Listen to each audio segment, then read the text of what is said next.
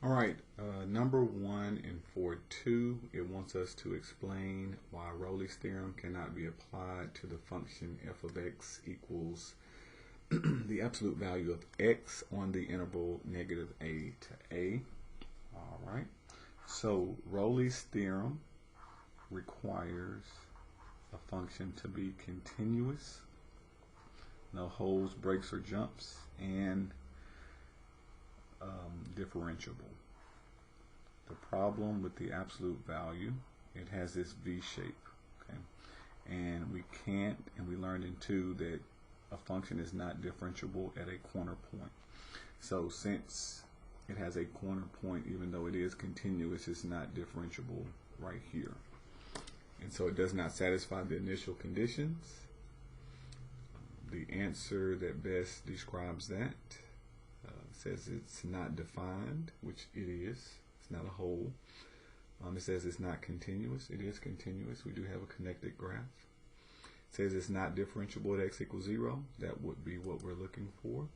And this one says it's not differentiable at plus or minus a, which that would not be the case.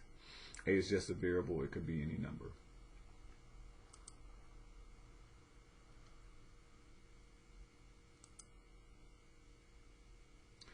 All right, number 2, it says what point C does the conclusion of the mean value theorem hold for f of x equals x to the third on the interval negative 6 to 6. Okay, so mean value theorem, we got to remember, is just comparing slopes.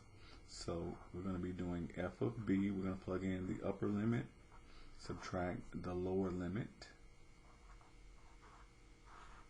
divided by b minus a. So we'll find the slope. I'm going to set that equal to f prime. And we're going to be trying to figure out the c value. All right, our function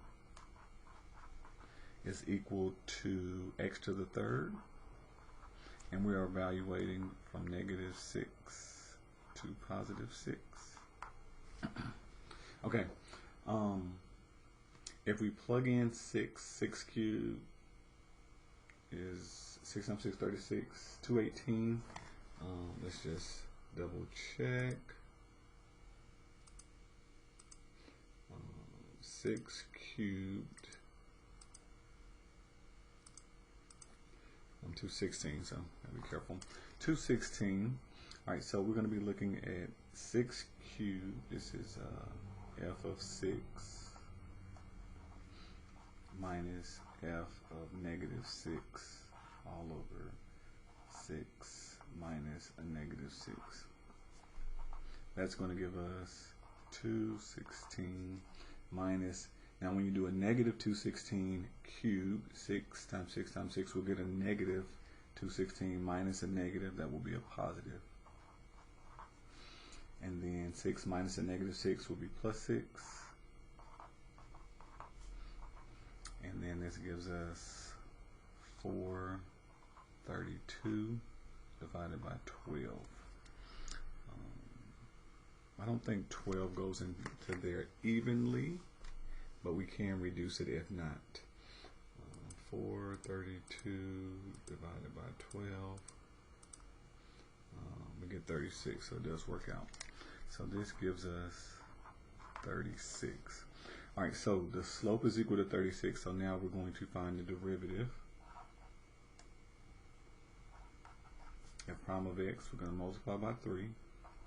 Using the power rule, subtract 1, 3x squared. And we're going to set that equal to the slope that we just got. The derivative is equal to the slope. Okay, divide by 3. And we get x squared equals 12. And then we have to do the square root. You got to remember when you do square root, plus or minus, so we get x is equal to positive or negative square root of 12.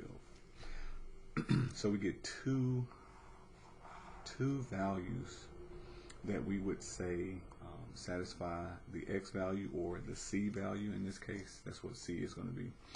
Positive 12, positive square root of 12, or negative square root of 12. So the values for C that we will use that set those two equal will be square root of 12 and negative square root of 12.